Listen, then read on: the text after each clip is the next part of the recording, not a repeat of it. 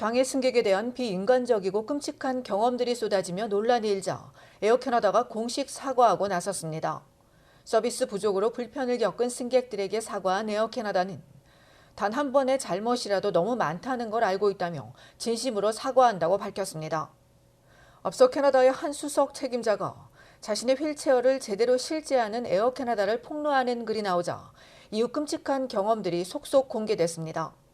뇌성마비 승객은 휠체어를 제공받지 못해 모두가 지켜보는 앞에서 몸을 질질 끌며 출구까지 기어가야 했고, 코미디언은 리프트 대신 휠체어를 강요당한 뒤 옮겨지는 과정에서 복도 바닥으로 떨어져 부상을 입었습니다. 또 다른 여성도 옮겨지는 과정에서 인공호흡기가 분리되는 등 심각한 불안과 불편을 겪어야 했습니다. 이런 사실이 공개되자 연방교통부와 장애인 장관은 항공사 대표를 불러들였습니다. 어제 두 장관은 절대 용납될 수 없다는데 항공사도 동의했다며 이런 문제는 항공사가 책임져야 할 뿐 아니라 개선시켜야 하고 또 장기적인 계획도 제시할 것을 분명히 했다고 밝혔습니다.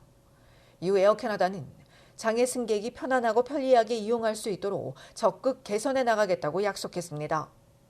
우선 승객의 리프트 지원 요청 시 우선 탑승과 기내 앞쪽 좌석 적극 배치 등 안전하게 비행기에 승하차할 수 있도록 탑승 절차를 개선할 것이라고 전했습니다.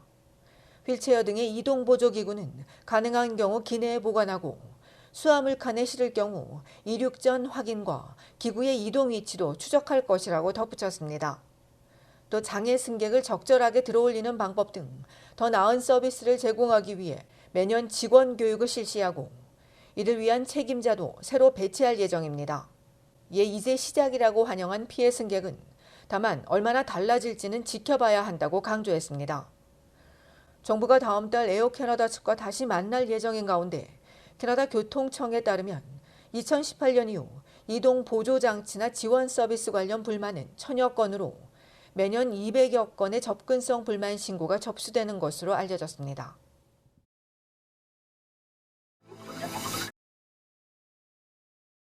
캐나다 전역에서 HV1이라는 새로운 코로나19 변이가 확산하고 있습니다. 올해 초 캐나다 전역에서 확산한 지배종 EG5의 하위 계열로 강한 전염성을 가지고 있는 것으로 알려졌습니다. 온타리오주에서 특히 빠르게 확산해 현재 확진자의 거의 절반이 이 변이에 감염됐습니다. 앞서 10월 15일에서 21일 사이 새 변이 확진율은 23%로 일주일 새 4%포인트 증가한 바 있습니다.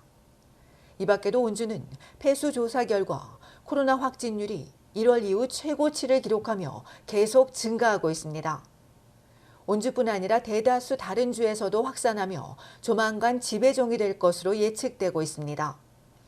전문가들은 이 변이를 경미하다고 간주해선 안 된다고 지적합니다. HV1은 더 강한 전염성을 가지고 있어 많은 사람을 감염시킬 가능성이 높은 겁니다. 계절적 요인과도 연관돼 추워지는 날씨와 휴일 시즌 동안 더 많은 사례가 발생할 걸로 예상됩니다. 때문에 전문가는 이 변이가 가장 빠르게 그리고 가장 널리 확산하면서 입원 환자도 늘어날 수 있다고 예상했습니다. 다만 증상의 심각성은 이전 변이인 EG5와 비슷한 것으로 전해졌습니다. 연방보건당국에 따르면 준주와 일부 주에선 확진율이 감소하며 정점에서 낮아지고는 있지만 여전히 올봄 이후 최고 수준인 것으로 나타나고 있습니다. 이 전문가들은 감염이나 중증 질병으로부터 보호를 하기 위해 새롭게 개량된 백신을 맞는 것이 중요하다고 강조했습니다. 또 면역력을 증진시키고 손 씻기 등의 개인 수칙도 지킬 것을 덧붙였습니다. 한편 HV1은 캐나다 이외에 미국과 영국에서 확산하고 있습니다.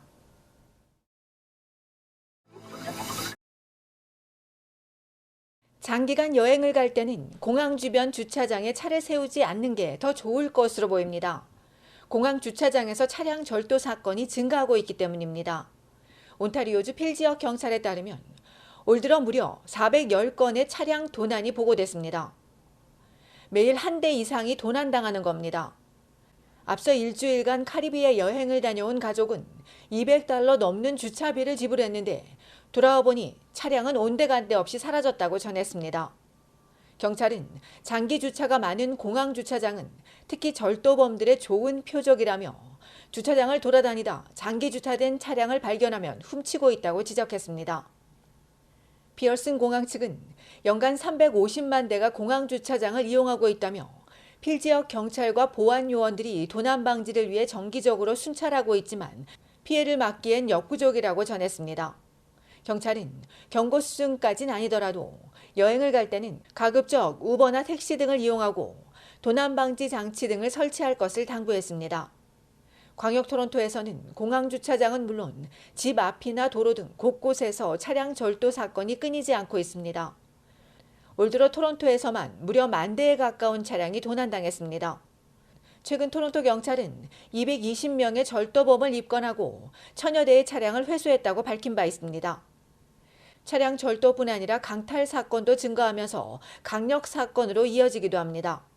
이에 지난달 온주와 각 지역 경찰 당국은 차량 강탈과의 전쟁을 선포하고 합동수사팀을 꾸려 집중 단속을 벌이고 있습니다. 이들에 따르면 광역 토론토에서 발생한 강탈 사건은 300건 이상이며 이 중 200여 건이 토론토에서 발생했습니다.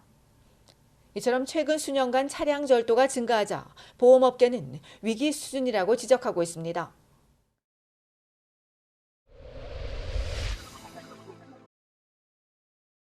어제 아침 8시 브리티시 컬럼비아주 버나비 캐나다 웨이와 16번 애비뉴 코너에서 학생들을 태우고 달리던 스쿨버스가 주택을 들이받는 사고가 발생했습니다.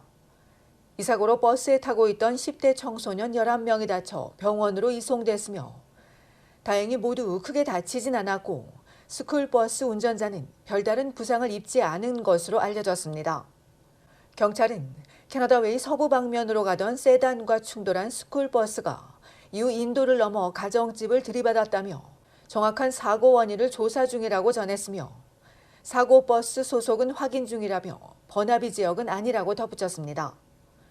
이날 버스가 침실로 돌진했다는 피해주택 거주민은 평소 집 앞으로 많은 차들이 다녀 언젠가 이런 사고가 날 줄 알았다며 안전이 크게 우려된다고 지적했습니다.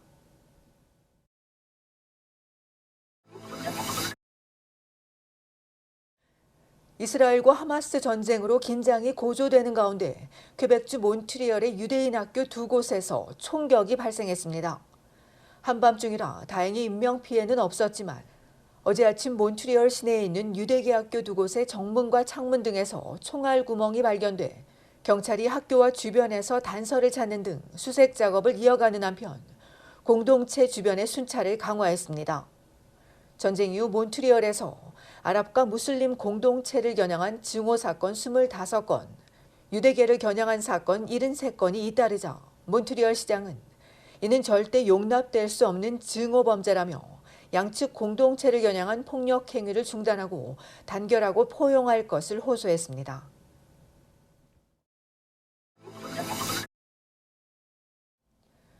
최저가 항공사 중 하나인 플레어 에어라인이 내년 5월부터 10월까지 온타리오와 뉴펀들랜드의 라브라도주의 주요 도시를 잇는 항공편을 새로 운항한다고 밝혔습니다. 토론토에서 세인트 존스와 디어 레이크까지 주 2회에서 성수기에는 주 3, 4회로 늘릴 예정이며 런칭을 기념해 항공요금도 편도 기준 최저 $39부터 시작됩니다.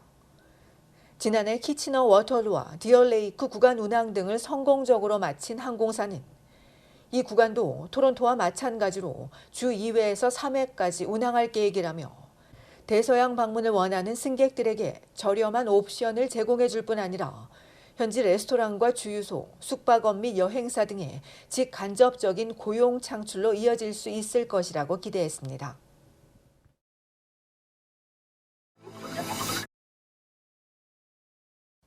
내일 11일은 캐나다 현충일인 리멤버런스 데이입니다.